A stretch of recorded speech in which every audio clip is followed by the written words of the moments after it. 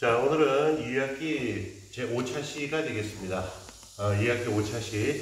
여러분들 교과서로는 이제 161쪽이 되겠습니다. 자, 오늘의 그 내용은 어떤 거냐면, 여기 나와 있듯이 민족 분열 통치와 경제 수탈의 확대, 이렇게 되는 거죠. 우리가, 지난 시간에 우리가 공부했습니다. 여러분들 알겠지만, 일제강점기 시대 구분을 우리가 할 때 몇 개에 해당합니까? 그렇죠. 제2기에 해당하게 된다. 몇 년대? 1920년대 제2기에 해당하게 되는 이런 시기가 되게 됩니다. 그러면 이 2기에 나오게 되는 것은 원래 이제 여러분 교과서 보면은 161쪽을 보게 되면은 먼저 첫 번째 단원이 기만적인 문화 통치를 실시하다 이렇게 되게 되거든요. 근데 요것보다는 먼저 문화 통치가 뭔지 알고 접근하는 게 좋겠습니다. 그래서 여러분들 교과서에는 162쪽, 자, 여러분들 교과서 162쪽에 보게 되면 세 번째 단원이 나옵니다. 문화 통치의 본질은 무엇인가? 이게 나오게 되죠.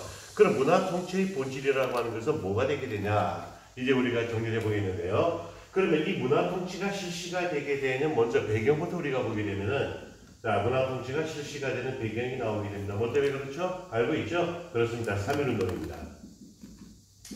1919년에 일어난 고적적인 민족운동이었던 3.1운동이 발생을 하게 되고, 그때 우리는 앞으로 이제 여러분들이 배우겠습니다만은 우리가 3.1운동이 일어날 때는 처음에는 비폭력 운동이었습니다. 그런데 일본은 거기에 대해서 대단히 가혹한 탄압을 하게 되죠. 가장 대표적인 사례로는 화성 제한리 교회당 사건과 같은 것들, 그리고 여러분들 요즘 최근에 장에 나왔던 영화에도 나오는 유관순에 관련된 이야기들, 이런 걸 보게 되면 일본은 너무나 가혹한 탄압을 하게 되죠. 그로 인해서 일본에 대한 국제적 여론이 악화되게 되는 이런 문제가 나오게 됩니다. 그러니까 일본은 안 되겠구나. 식민 지배 체제에 대한 변화를 가져와야 되겠구나. 이런 얘기를 생각을 하게 되는 겁니다. 그래서 이러한 배경하에서 나오게 되고, 그래서 이건 어떤 명분에서 그럼 이루어지게 되냐? 이때 일본 애들이 주장하게 되는 것은 바로 뭐냐면 일시동인이라는 얘기를 합니다. 일시동인. 자, 이 얘기 중국 고사에 나온 얘기가 되게 되는데요. 일시동인, 뭐라는 얘기입니까? 한 눈으로 같이 보겠다는 얘기예요. 누구하고 누구를, 일본인과 조선인을 함께 보겠다 라고 하는 일시, 시자는 볼 시자가 되죠. 그래서 하나의 시각으로 같은 사람이다, 이런 얘기입니다. 자, 이걸 우리가 얘기하게 되는데, 그럼 이렇게 하는 것이 우리나라 사람하고 일본 사람을 동등한 입장에서 해 나오게 된다, 그런 얘기일까요? 과연 그럴까요? 그러지 않죠. 그래서 이때 일본 애들이 내세웠던 명분은 일단 이런 얘기합니다. 조선에 대한 문화를 창달하고 이런 얘기 나오고 있죠. 자, 그러면서 민력을 증진시키겠다라고 하는 이런 얘기를 하고 있습니다. 근데 제가 좀 전에 얘기했죠. 과연 이걸까요? 아니죠. 그럼 어떤 내용이 되게 되냐? 그 본질을 보게 되면은 하기 위해서 우리 한민족을 악의적으로 속인다. 뭐라고 하죠? 기만이라고 하죠. 그렇죠? 우리 한민족을 기만하게 되고, 그리고 분열시키고 하는 의도가 나오게 되고, 그리고 가혹한 식민 통치를 은폐하고자 하는 이런 의도가 됩니다. 그리고 가장 중요한 건 바로 뭐가 되게 되죠? 바로 친일파를 육성하겠다는 얘기입니다. 그래서 이제 우리 민족에 영향력 있는 사람들, 예를 들어서 문인 중에는 이광수 같은 사람들, 우리가 알고 있는 이광수라고 하는 사람, 무정, 유정, 흑, 이런 소설을 썼던 이 이광수라고 하는 이런 인물들이 있습니다. 자, 이광수, 이분은 초기에는 민주운동과 관련됐던 분이죠. 근데 이분이 친일로 들어왔습니다. 일본 애들 정말 집요하게 이광수를 친일을 시키게 됩니다. 왜? 이광수가 갖고 있는 문화적 파괴력이 어마어마하거든요. 왜냐면 요즘 우리가 BTS라든지, 그 다음에 또 나오는 선미라든지, 이런 친구들이 갖고 있는 이런 문화적 영향력보다 이때 이광수가 가지고 있는 문화적 영향력이 훨씬 더 큰 겁니다. 왜? 그 당시 볼 게 없거든. 인터넷이 있는 것도 아니고, 있는 것도 아니고, 오직 단편 소설로 나오는 거. 그 하나가 우리 민족의 애환, 울렸다, 웃겼다 하는 거거든요. 그러니까 이 이광수를 친일화시킨다라고 하는 거는 일본으로 봤을 때 굉장히 중요한 작전이죠. 심지어는 나중에 여자까지, 이렇게 해서 미인계까지 있었다, 그런 얘기까지 나올 정도로 이제 친일화시킵니다. 그래서 결국 일본의 이 문화 통치의 본질을 뭐 하겠다는 얘기입니까? 친일파를 육성하겠다. 다른 말로는 민족 개량주의라고 하죠. 이런 사람들. 이 개량주의라고 하는 말은 역시 나중에 배우겠습니다만 우리가 일본의 지배를 받게 되는 것은 우리에게도 책임이 있다. 우리한테도 책임이 있다. 그렇기 때문에 우리 민족도 반성해야 된다. 이런 식의 논리를 가지고 접근을 하게 되는 겁니다. 그래서 뭐라고 하냐? 일본의 지배를 인정하자. 일본의 지배를 인정하는 가운데 우리 민족의 힘을 키우고 힘을 키워서 독립으로 가자. 이렇게 얘기하는 겁니다. 언뜻 보면 그럴 것 같죠? 그렇죠? 친일파입니다. 이거. 자, 그래서 이러한 것이 문화 통치의 이제 우리가 본질이 된다. 이렇게 보면 되겠습니다. 뭐, 여러분 보면 뭐 어려운 내용 없죠? 친일파 육성하고 우리 민족 분열시키고 이것이 우리가 얘기하는 문화 통치의 본질이 되게 됩니다. 자, 그럼 앞으로 다시 한번 돌아가 볼까요? 앞으로 돌아가서 그러면 이제 일본 애들이 기만적인 문화 통치를 실시하게 된다. 자, 이거 지우겠습니다. 나중에는 여러분들 그 캡처해서 필기하도록 하고요. 자, 기만적인 문화 통치를 실시하게 된다. 자, 이렇게 나오게 됩니다. 그럼 도대체 문화 통치란 어떤 것이냐? 어떤 내용들이 나오게 되냐? 이렇게 나오게 되거든요. 자, 먼저 총독 임명에 대한 제한을 철폐하게 됩니다. 원래 조선 총독은 일본의 군인입니다. 육군 대장이거나 혹은 해군의 제도 이런 사람들이 하는 군인들이 맡게 되는데 이때부터는 어떻게 하게 되냐면은 총독 임명의 제한을 철폐하겠다. 총독 임명에 대한 제한을 폐지하겠다. 무슨 말이 되게 됩니까? 이제 누구도 가능하다. 문관도 가능하다. 이렇게 되게 됩니다. 그러니까 문무관을 가리지 않겠다는 얘기입니다. 문관도 가능하다. 자, 그런 얘기를 이제 하고 있다. 이렇게 되게 됩니다. 그러나 한 번도 임명된 예가 없다. 임명된 예는 없다. 이렇게 됩니다. 기만대책 맞죠? 자, 이렇게 나오게 되죠. 자, 그 다음에 두 번째. 일제강점기 우리가 보면 제1기 문화통치 때 뭐가 나왔습니까? 헌병경찰제가 나왔죠. 그렇죠? 자, 이 헌병경찰. 헌병경찰 무서웠어? 그래, 알았다. 그렇다면 보통경찰로 바꿔줄게. 보통경찰로 바꿔주마. 이렇게 했습니다. 그러니까 분위기가 더 좋아졌겠죠? 이거 역시 거짓말인지 알죠, 여러분들? 이거 역시 거짓말입니다. 자, 어떻게 되게 되냐면은 인원과 장비를 3배 이상 늘리게 됩니다. 여러분들 교과서 161쪽, 있는 도표를 한번 보도록 하겠습니다. 여러분들 그 교과서 꺼내서 도표 확인합니다. 161쪽 중간에 보게 되면 나와 있는 도표. 역시 선생님이 눈이 노안이 아닙니다. 공부 열심히 해서 눈이 안 좋은 거예요. 자, 거기 보게 되면 여러분들 도표를 보게 되면 이렇게 나옵니다. 그 오른쪽 보면은 경찰 관서와 경찰 인원수의 변화 이렇게 나오게 되거든요. 자, 1918년 봅니다. 1918년에 경찰 관서가 751개였거든요. 751개입니다. 근데 1920년 언제 이후입니까? 3.1운동이 있고 난 다음에 몇 개로 2761개. 몇 배입니까? 3배 이상, 거의 4배죠. 4배 가까이 되죠? 자, 그 다음에 경찰 수 한번 볼까요? 푸른색으로 된 거. 경찰 수 보게 되니까 어떻습니까? 1918년 3.1운동 이전에 몇 명? 5,400명이죠. 근데 3.1운동이 있고 난 1920년 몇 명? 18,400명입니다. 거의 3.5배죠. 자, 이런 식으로 해서 인원과 장비가 몇 배로 늘어나게 된다? 3배로 늘어나게 된다라고 하는 것. 이거 여러분들 보면은 기만정책이라고 하는 것 우리 금방 파악할 수 있게 됩니다. 자, 그리고 또 뭐 얘기합니까? 우리나라 사람들은 참정권을 허용하게 되고, 참정권, 정치에 참여한다는 얘기죠.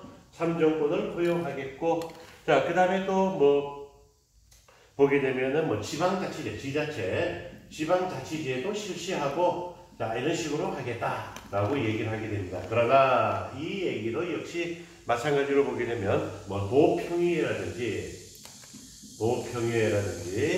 그 다음에 협의회, 예를 들어서 나오는 부군면, 부라든지 군과 면, 오늘하고 행정국이 조금 다른데요. 면의 협의회 이런 걸 설치하게 됩니다. 협의회. 그러니까 지방에다가 도에다가는 평의회, 그 다음에 그 밑에 시와 군에는 협의회 이런 걸 설치하게 된다는 얘기입니다. 그러나 여기는 어떻게 되냐? 의결권도 없습니다. 그냥 허수아비로 만들어만 놓은 거죠. 그냥 우리가 얘기하는 무슨 기관? 자문기관. 우리 일본은 이렇게 할 거니까 너희들 어떻게 생각해? 좋지? 예, 좋습니다. 이런 거죠, 이게. 그러니까 이것 자체도 아무런 의미 없는 이런 것들이 되게 된다. 이렇게 보게 되는 겁니다. 그러니까 결국 이 문화통치라고 하는 것이 갖고 있는 내용은 이렇게 허구라고 하는 것을 우리가 알 수 있게 됩니다. 자, 그럼 여기서 또 선생님하고 우리가 자료를 하나 더 보도록 하겠습니다. 총독 임명에 대한이 폐지되고 문관이 가능하다는 거, 여러분들 교과서 162쪽입니다. 162쪽에 자료를 우리가 읽어보면 되겠습니다. 자, 거기 보게 되면은 탐구 찾았습니까? 탐구 보게 되면은 거기 문화통치의 실상이라고 하는 것이 나오게 되죠. 문화통치의 실상이라고 하는 것이 이제 나오게 되는데, 거기 보면 자료가 세 가지가 나오게 됩니다. 여러분들 잘 보셔야 됩니다. 이런 자료를 바탕으로 시험을 출제합니다. 이런 자료를 바탕으로 시험을 출제할 겁니다. 자, 보세요. 먼저 자료 1을 봅니다. 탐구 문화통치의 실상 자료 1. 사이토 총독의 시정방침. 그 당시 사이토의 시정방침에서 뭐라고 하게 되냐면, 총독은 문무관 어느 쪽이라도 임명될 수 있다. 문무관 어느 쪽도 임명될 수 있다. 그러니까 두 번째 줄 끝에 뭡니까? 열 수 있다. 이렇게 나왔었죠. 그러니까 이렇게 나오게 되고, 그 두 번째 거 보니까 보통 경찰을 실시하게 되고, 이렇게 나오죠.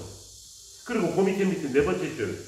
일반 관리 교원 제복을 입고 칼을 차는 것을 폐지하겠다. 문무관 어느 쪽도 임명될 수 있고 보통 경찰을 실시하고, 이게 다 나온 얘기죠. 근데 어떻습니까? 제대로 시행됐다 안 됐다? 안 됐죠. 아니 오히려 더 악화되는 거죠. 자, 이런 내용들이 나오고 있다는 걸 알습니다. 그럼 그들의 실상은 어떻게 되게 되냐면은, 그 밑에 두 번째 자료를 보게 되면은 아주 리얼하게 나옵니다. 뭐 여러분 표정을 레알로 나옵니다. 자, 보게 되면은 자료 2번입니다. 민족운동에 대한 대책이라고 나오고 있죠. 거기 잘 보세요. 친일 인사가, 친일입니다. 친일 인사가 각 종교단체 지도자가 되도록 권한다. 두 번째 자료. 수재 교육을 명목으로 친일 지식인을 많이 양성한다. 수재 교육. 똑똑한 애들 키울 때 친일 지식인을 많이 양성한다. 그 다음에 세 번째 자료. 조선인 부호들과 민중을 대립 파괴하고, 민족 분열이죠. 이해됩니까? 조선인 부호, 부자들이죠. 지주들이죠. 하고 일반 민중들을 대립을 하겠다는 얘기입니다. 대립을 시키고 민족 분열이죠. 그리고 이들에게는 일본 자본을 공급하 친일화한다. 친일화한다. 그 다음에 마지막 네 번째 자료 보면은 각종 친일 단체를 조직하고 뿐만 아니라 후원하고, 이게 바로 뭡니까? 사이토 총독의 지시인 겁니다.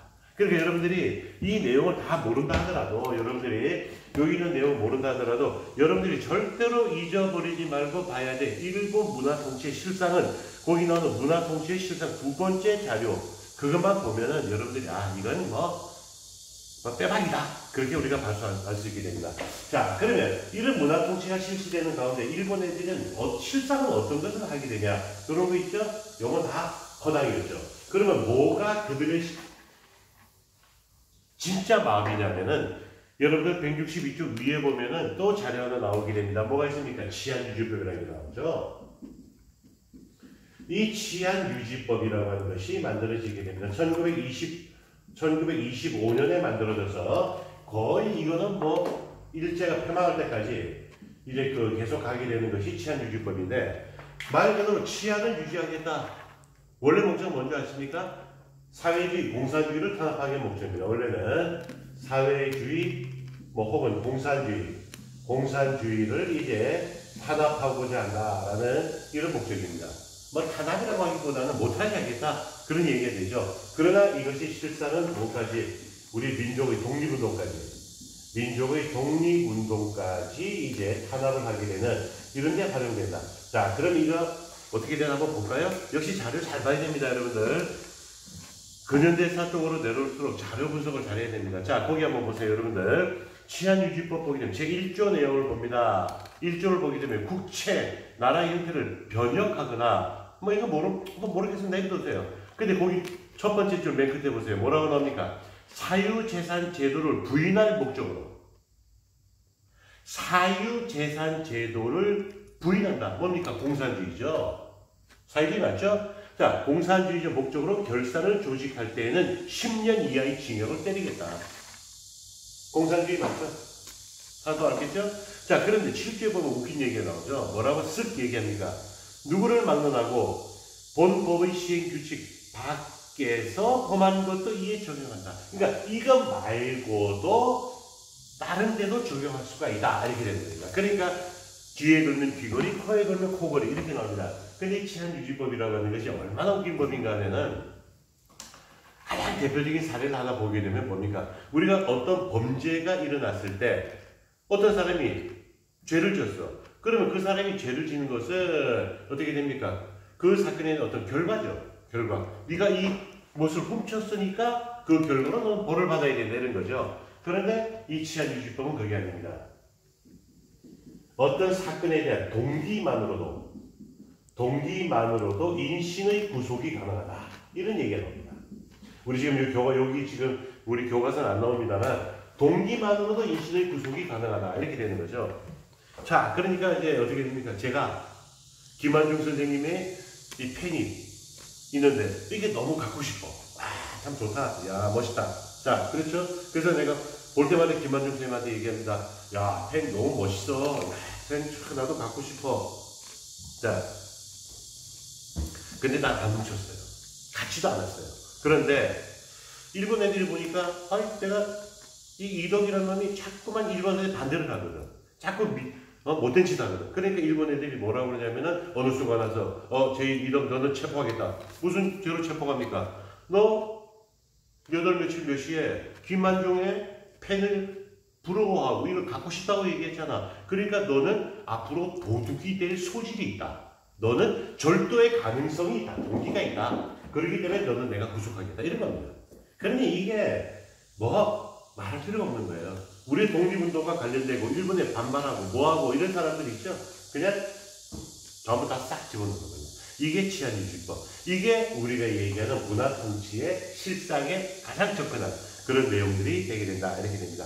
오늘은 여기에 나온 내용들은 여러분들 아까 얘기했던 자료 잘 보면서 여러분들이 분석을 해주면 되겠습니다. 일본의 이러한 정책, 이런 문화 정책은 이런 아까 얘기했던 식민지 정책의 변화뿐만이 아니라 우리나라의 어떤 교육 분야라든지 국민의 기본권과 관련된 이런 데에도 이제 문제가 나오게 됩니다. 예를 들면 이제 기본권을 보장하겠다. 그 중에 이제 가장 대표적인 게 바로 뭐냐면 언론의 편집을 허용하겠다는 얘기입니다. 그래서 그 당시에 조선일보 그리고 동아일보의 발행을 허용하게 되는 이런 조치를 하게 됩니다. 우리는 우리의 언론의 자유를 주는 거구나. 택도 없는 얘기죠. 택도 없는 얘기입니다. 어떻게 하게 됩니까? 자기들이 원하는 범위만 인정하는 거죠.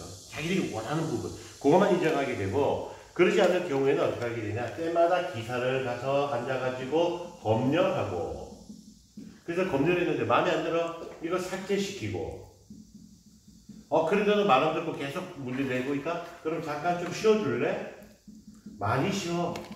그래서 이런 것들을 단행을 하게 돼요. 이런 것들이 나옵니다. 이게 무슨 기본권 보장이에요. 그죠? 자, 이런 것들이 이제 나오게 돼요. 그 다음에 또 교육의 기회를 확대시키겠다. 교육의 기회를 확대시키겠다라고 하는 얘기가 나옵니다. 그래서 이때 일본 애들이 제2차 조선교육령을 이제 반포하게 된다. 자, 이렇게 됩니다. 자, 이 제2차 조선교육령은 1922년부터 시작을 해서 1938년까지 오랫동안 시행되게 되죠. 자, 나오게 되는데 이 2차 조선교육령의 내용만 보면 여러분들이 금방 알 수 있게 됩니다. 언뜻 보면 괜찮죠. 자, 우리가 지난번 얘기했던 그 보통학교 있죠. 이 보통학교의 수업연한 어땠습니까? 1차 때는 몇 년에서 몇 년이었죠? 6년에서 4년으로 줄였죠. 다시 4년에서 몇 년으로? 6년으로 자 늘리게 됩니다. 괜찮아 보이네요. 자, 그 다음 두 번째 또 조선어 교육 일제강점기 국어는 일본어라고 했습니다. 자료에 나오는 일제강점기 국어는 일본어입니다. 자, 조선어 교육을 갖다가 이제 어떻게 한다? 허용하겠다? 우리한테 좋은 얘기죠. 조선어 교육을 허용해 주겠다라고 얘기를 하게 됩니다. 자, 그러나 어떻게 되게 될까요? 시수를 확 줄여버리죠. 시수를 확 줄여버립니다. 그러니까 조선어 교육 일주일에 몇 시간? 2시간, 3시간, 1시간 최소한 하는 겁니다. 그러니까 시수를 축소시켜버리게 되니까 실제로는 의미 있다 없다? 의미 없다 이런 얘기죠. 의미 없다. 자, 라고 하는 이런 내용이 이제 나오게 됩니다. 그리고 그 다음에 뭐 또 사범학교라든지, 그 다음에 또 대학도 설립하게 됩니다. 자, 여러분들 우리가 그 당시 만들어진 대학교가 1920년대에 보게 되면은, 우리가 밀립대학 설립운동이라고 하는 것을 1920년대 초 22년일 겁니다. 아마. 그때 밀립대학 설립운동이라고 하는 것이 일어나게 되자, 일본은 너희가 대신해서 우리가 만들어주겠다. 그래서 이때 뭐가 만들어지냐? 경성제국대학이라고 하는 것이 만들어지게 됩니다. 그래서 이 경성제국대학이 1927년, 요때 이제 만들어지는데, 이 경성제국대학, 이게, 연도는 제가 정확히 하지 않습니다. 경성제국대학 만들어서 우리가 대학 만들어줄게, 교육 줄게. 누가 갔을까요? 뭐하죠?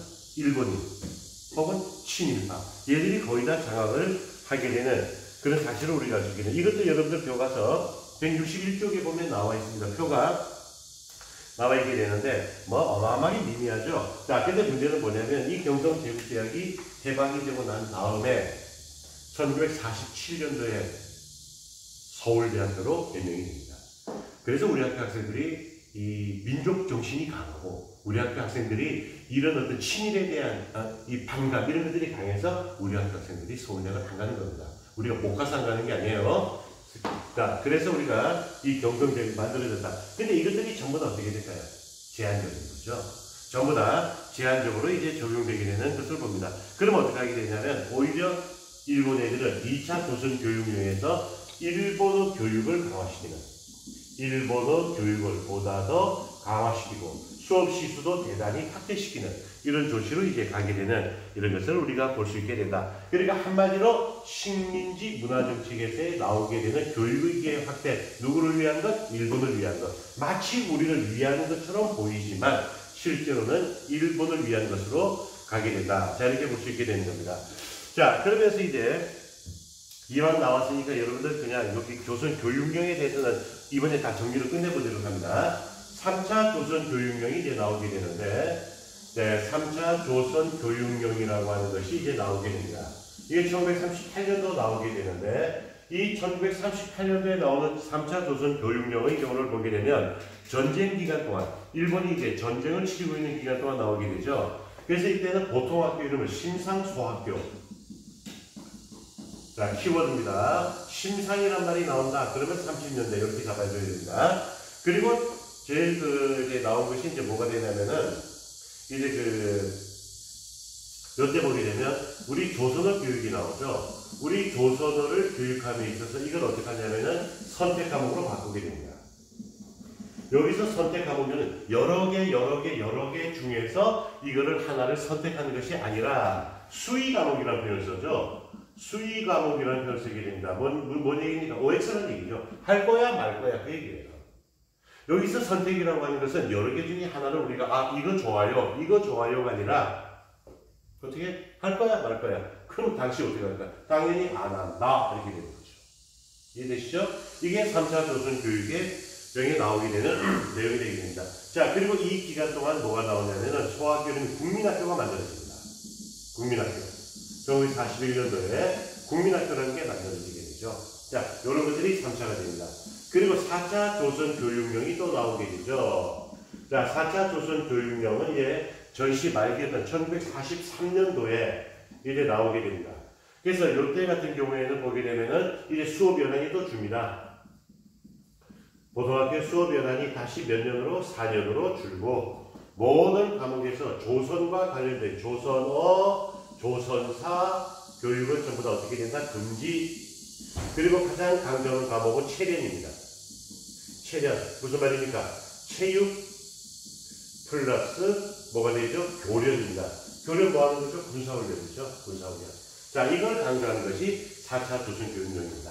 그래서 여러분들이 이제 교육령이 1차부터 4차까지 나오게 되는데 그 내용을 여기서 조금 맛만 보고 우리가 가도록 하겠습니다. 자, 제2기 일제문화통치기가 나오게 되는데 이때 경제수단에 해당하는 것 뭐죠? 산미증식계획입니다. 자, 산미증식계획은 1920년에부터 시작해서 1934년까지 15년 계획을 통해서 이제 해 나오겠다 이렇게 이제 나오게 되는 거죠.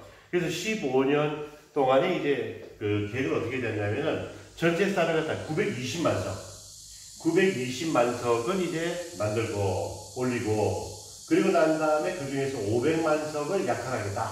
이런 목표하에서 이제 3기 증식 계획이 이제 실시가 되게 됩니다. 그럼 어떤 목표하에서 나오게 되느냐? 여러분 잘 알고 있죠? 일본이 공업화를 통해서 어떻게 됩니까? 일본이 공업화 정책으로 인해서 식량의 부족 문제 나오죠? 자, 식량 부족이 나오게 됩니다. 그래서 이거를 우리 한국에서, 조선에서 쌀을 증산하고, 그래서 이것을 수탈하고, 그래서 이걸 통해서 뭐 하겠다는 얘기입니까? 식량 부족 문제를 해결하겠다. 그러니까 한마디로 일본의 식량 부족 문제를 해결하기 위해서 한국에서의 쌀을 생산을 높여보겠다. 자, 이것이 이제 목표가 되게 됩니다. 그래서 이제 그 전개 과정을 우리가 살펴보게 되면은, 아까 얘기했죠. 920만 석까지 올린 다음에 500만 석을 이제 약탈해 가겠다. 자, 이렇게 나오게 됩니다. 그래서 일본은 이때 이제 우리나라에 대해서 증산을 위한 많은 노력을 하게 됩니다. 증산을 위한 이제 노력을 해 나오게 된다. 그렇죠. 그래서 뭐 예를 들면은 쌀의 생산을 높이기 위해 가지고는 이제 뭐 여러 가지 이제 일들을 합니다. 예를 들어서 수리조합을 만든다. 이 수리조합이라고 하는 것이 뭐냐면 물을 이용하는 거다. 그런 얘기죠. 한마디로 뭐죠? 저수지 관리하는 겁니다. 즉 저수지를 만든다. 그런 얘기입니다. 자, 그 다음에 뭐 합니까? 종자 개량을 합니다.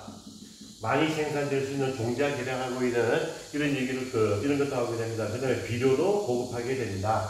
그 다음에 뭐 여러 가지 등등등 뭐 많은, 그 다음에 뭐 또 토지 개량도 하죠. 뭐 개간 사업도 하고, 뭐 개간 사업이라든지 이런 여러 가지 활동을 통해서 일본의 쌀의 생산을 높이고자 하는 이런 노력이 나오게 됩니다. 그래서 실제로 일본 애들에 의해서 얼마가 증산되게 되냐면 약 처음부터 35%가 증산이 되는 거죠. 자, 35%가 이제 증산이 되게 됩니다. 그러면 증산된 만큼 이제 가져가야 되는데 일본 애들 생각은 다르죠. 왜? 일본의 쌀을 무조건 빼가야 되는 거죠. 그래서 수탈되는 건 얼마를 수탈하게 되면 약 420%를 수탈을 하게 된다. 이렇게 됩니다. 말이 안 되죠? 그렇죠? 자, 그러면 여기서 우리가 생각을 해봐야 될 것이 바로 뭐냐면, 물론 증산이 됩니다. 노력에 의해서 저수지도 만들어지고, 그 다음에 종자 개량도 하고, 비료도 갖다 뿌리고, 그 다음에 개간 사업을 해 나오고, 뭐 여러 가지 방법을 통해서 증산이 됩니다. 35% 많이 된 거예요. 이게 적게 된 거 아닙니다. 그 전보다 35%까지 증산이 쭉 이루어져 나간다. 그러나 일본이 수탈하는 것은 계획대로 가져가는 겁니다. 그러면 어떤 문제가 발생하게 되냐면은 일본의 수탈이 많아지게 되니까 분명히 쌀은 어떻게 된다? 증산되죠. 자, 쌀은 분명히 증산됩니다. 그런데 수탈량이 어떻게 되게 된다? 수탈량이 어떻게 되게 되죠? 증가하게 되죠. 그러니까 어떤 문제가 나오게 되냐면 일본으로 나간 쌀이 많기 때문에 쌀은 많이 나옵니다. 그러나 제목 한번 보세요. 여러분들 교과서 163쪽이 제목 봅니다. 쌀의 생산은 늘었지만 농민은 굶주리다. 그겁니다. 쌀은 증산됐지만 우리 농민은 굶주리게 된다. 이렇게 됩니다. 그러니까 우리 조선인들의 1인당 쌀 소비량, 1인당 쌀 소비량은 어떻게 되게 된다? 증가한다? 감소하게 된다? 감소하게 되는 거죠. 이해되십니까?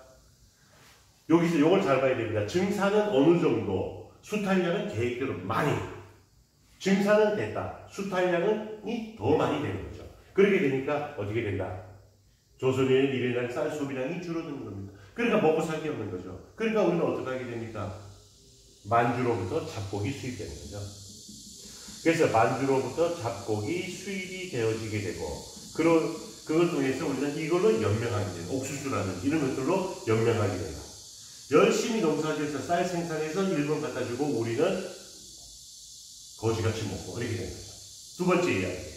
아까 얘기했죠. 수리조합, 종자개량, 비료, 개간사업 나오죠. 이런 증산을 위한 노력이다. 이런 노력에는 뭐가 들어가게 됩니까, 여러분들? 많은 자본이 투입되죠. 자본이 투입되죠. 이 자본을 누구에게? 우리 농민에게 부과시킵니다. 우리 농민에게 부과시키죠. 그러니까 어떻게 될까요? 우리 농민들의 생활은 어떻게 된다? 극도로 어려워지게 된 겁니다. 오히려 농민들이 어떻게 되게 된다? 이를 통해서 몰락하게 되는 이런 과정이 나오는 거죠. 이해되십니까? 그러니까 이렇게 이해하세요. 토지 조사 사업의 결과 우리 농민들 거지됐어요. 우리 농민들 거지됐습니다. 자, 그런데 3.2 증식 계획을 통해서 우리 농민들은 어떻게 된다? 거지에 또 거지, 산거지가 되는 거예요. 우리 농민들 완전히 몰락한 단계로 간다.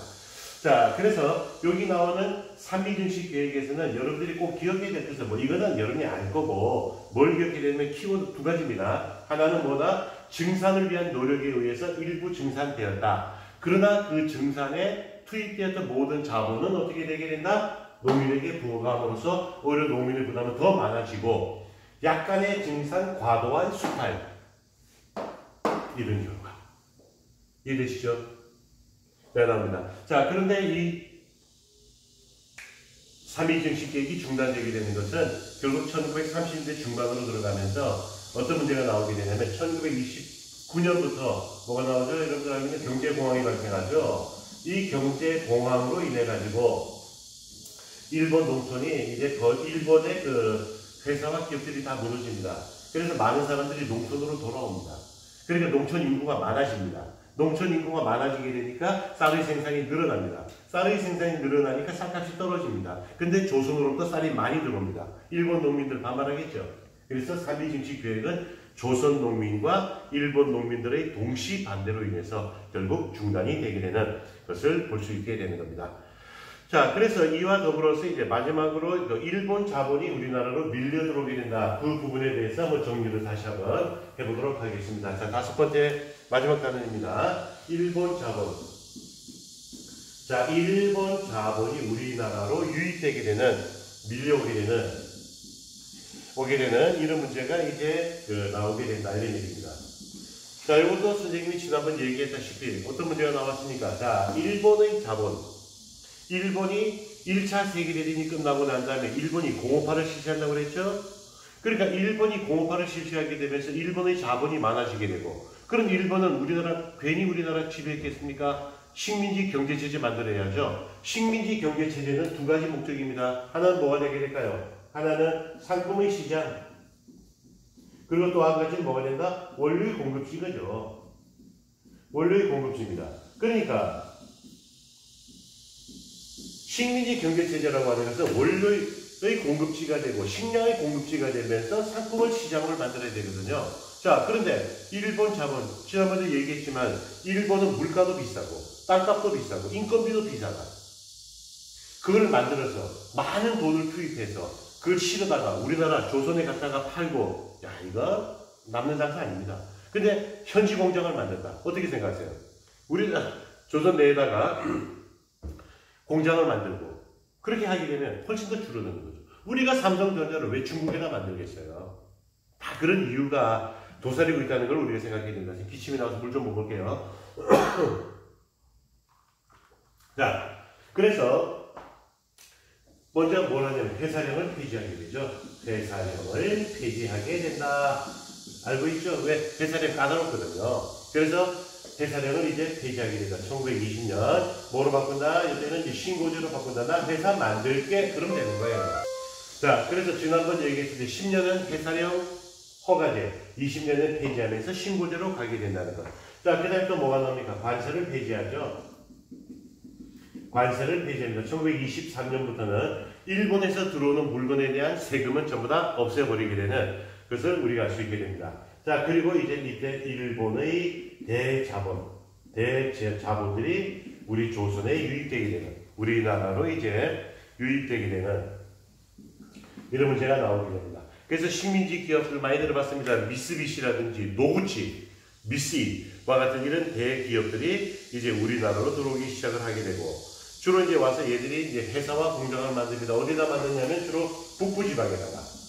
왜 북부지방에 만드는지 아시겠죠? 북부지방이 아무래도 지하자원이 많죠.